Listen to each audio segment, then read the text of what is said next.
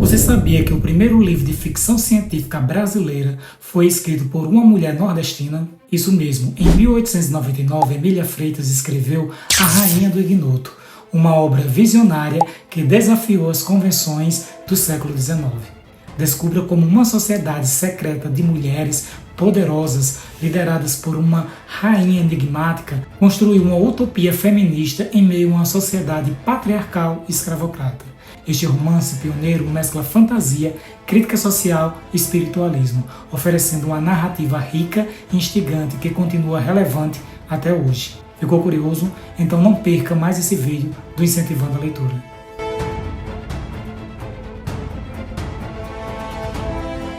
Olá pessoal, sejam bem-vindos e bem-vindas a mais um vídeo do Incentivando a Leitura.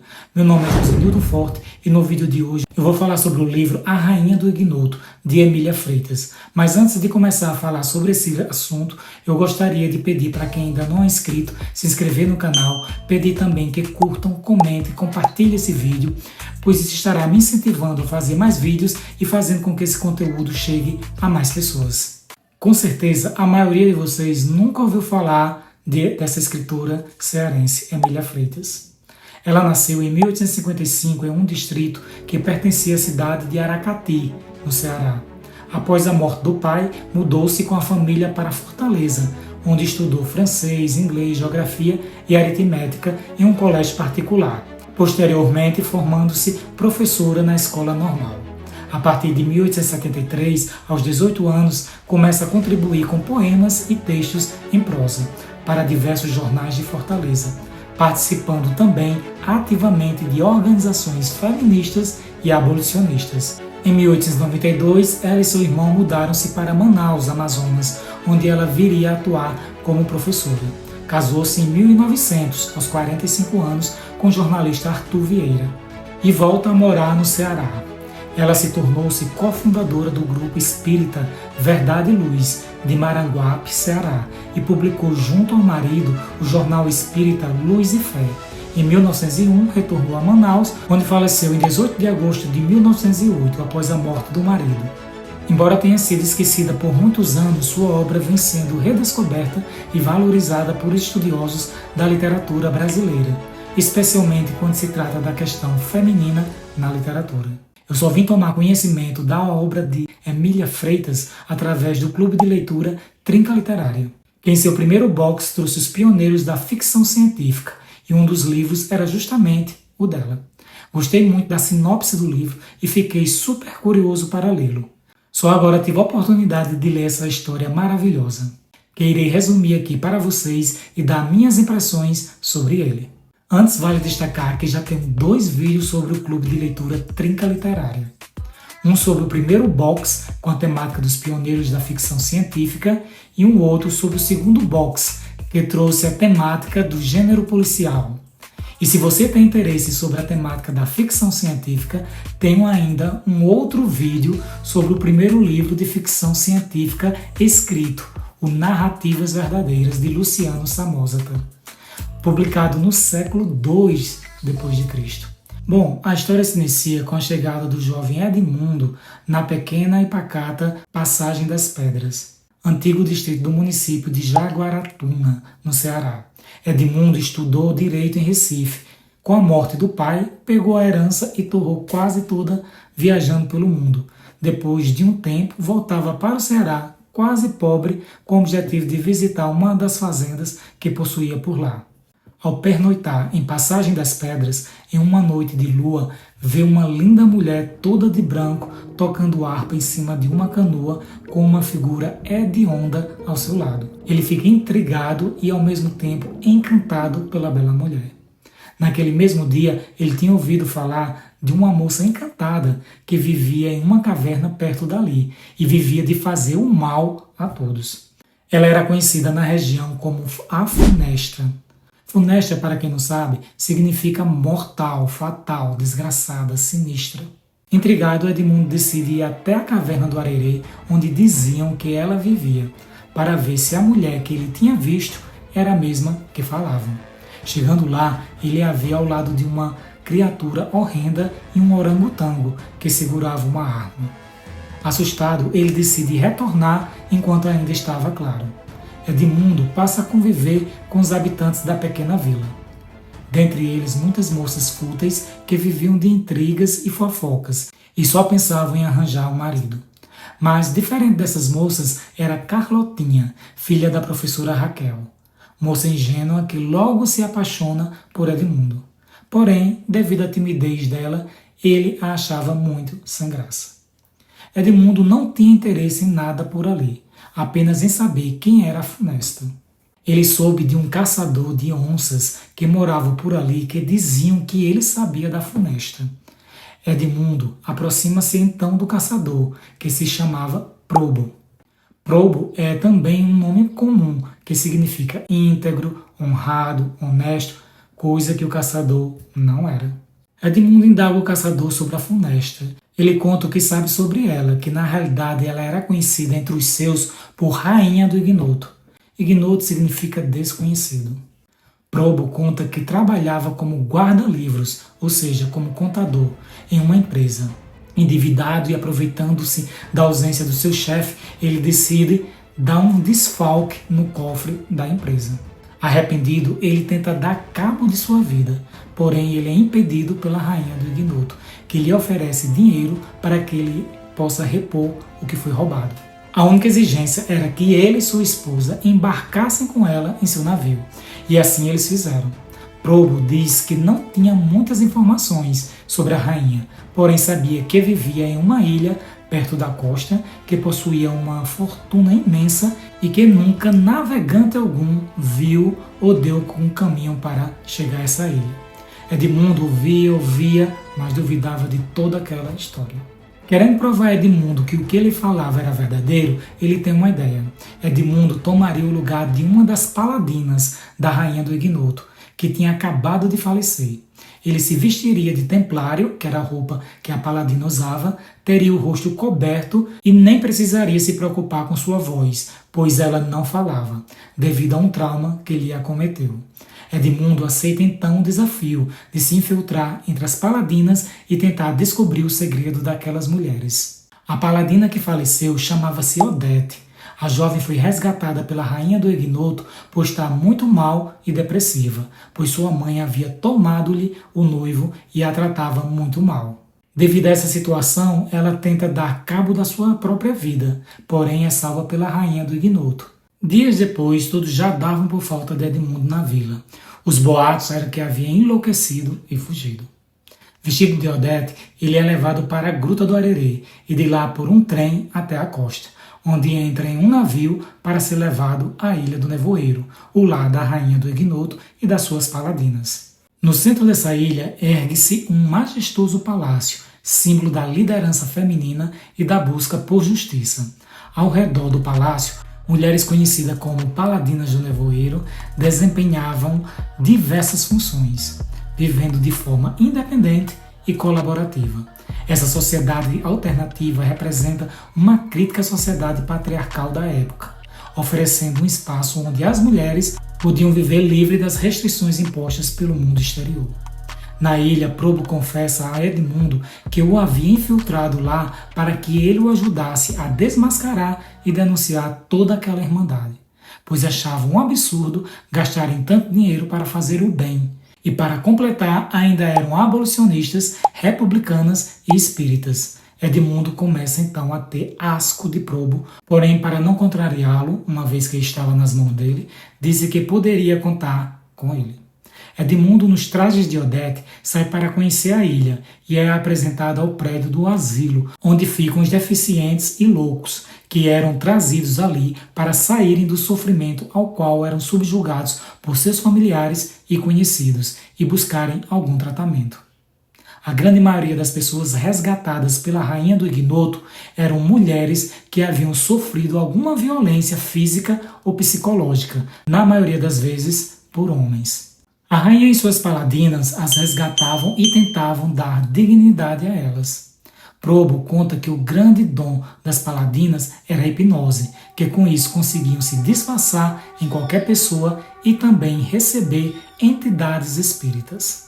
Edmundo, vestido de Odete, vai assistir a uma dessas sessões de hipnose.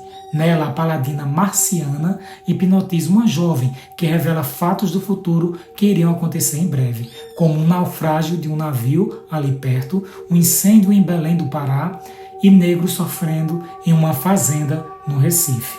Ao término, a rainha do ignoto pede que Marciana hipnotize Odete para que ela transcreva uma mensagem.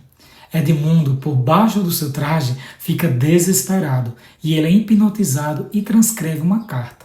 Quando a rainha do ignoto vai ler a carta, a entidade dizia que Odete, na realidade, era um estudante de direito, que ela conheceu em Recife, por quem se apaixonou e ele dizia também gostar dela. Porém, um dia ele vai embora sem deixar notícias. Ela, muito desiludida, tira a sua própria vida. Edmundo reconhece a história, o que o deixava mais desesperado ainda. Tinha certeza que ia morrer ali. Porém, a rainha do ignoto não acredita na carta transcrita, alegando ser de um espírito zombeteiro, para alívio de Edmundo e de Probo. Pois é, Edmundo também já tinha aprontado antes, deixando mocinhas desiludidas com suas falsas promessas de amor.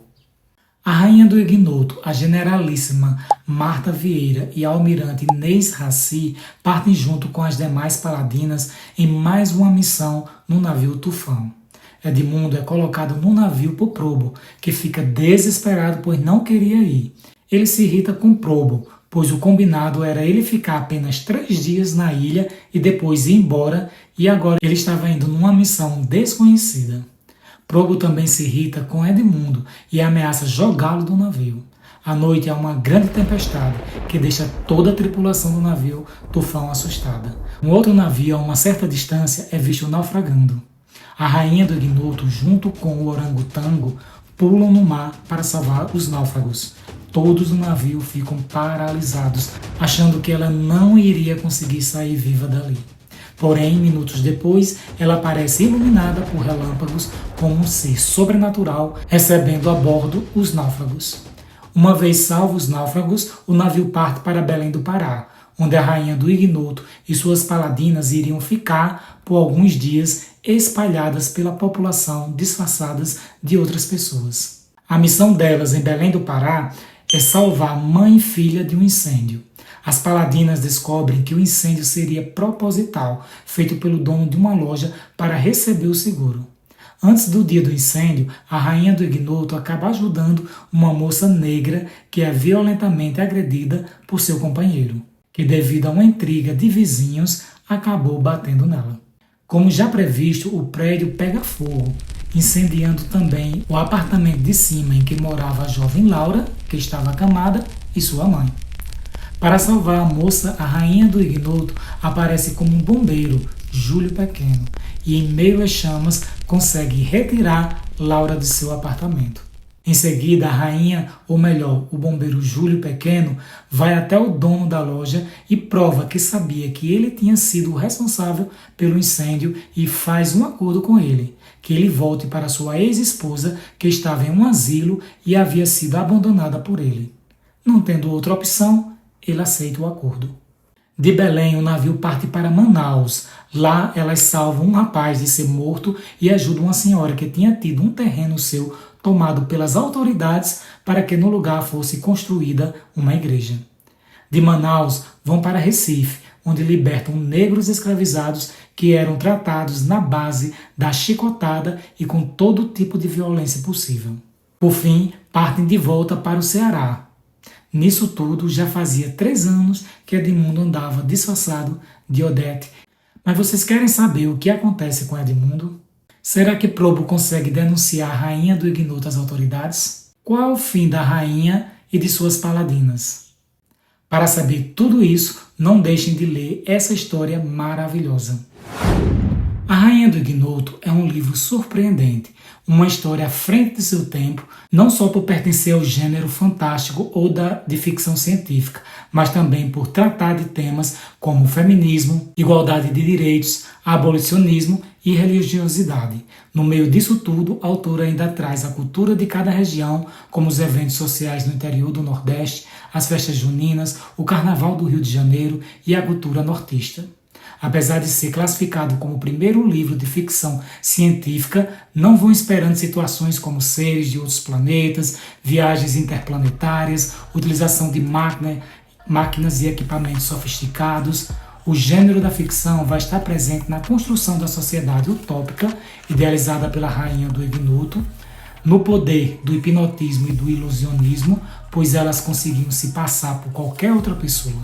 Alguns poderiam até classificar o livro mais como do gênero fantástico do que propriamente do gênero de ficção científica. A rainha do ignoto buscava uma sociedade mais justa, mais igualitária, uma sociedade utópica, uma ginecocracia. E o que é uma ginecocracia? É o governo exercido pelas mulheres, o predomínio das mulheres em atividades governamentais. E isso se dava na fictícia ilha do Nevoeiro. Emília Freitas criou uma heroína nunca antes vista na literatura brasileira. Uma mulher forte, empoderada, independente, que não dependia de homem nenhum, nem de ninguém. Quando queria algo, ia lá e fazia.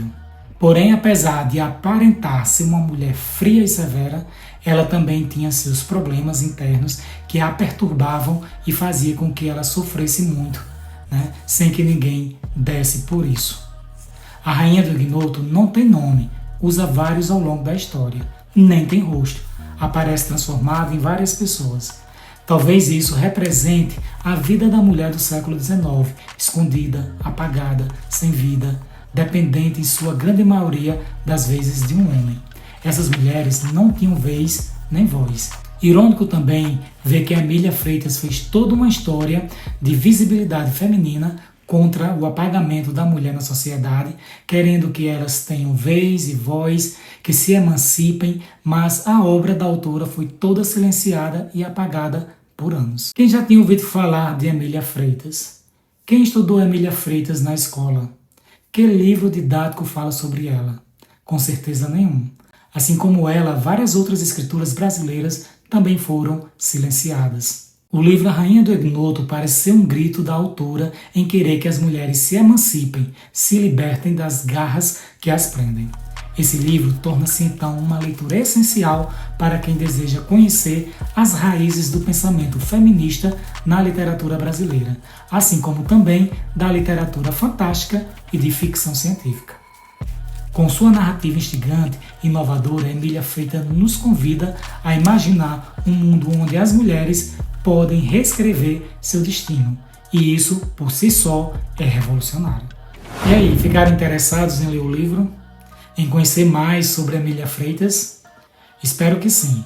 Se gostou desse vídeo e ainda não é inscrito, se inscreva aqui no meu canal. Aproveite para curtir, comentar e compartilhar esse vídeo. E não deixem de ver esses outros vídeos que aparecem aqui nas janelas. Tenho certeza que irão gostar também. Até mais e obrigado por assistirem.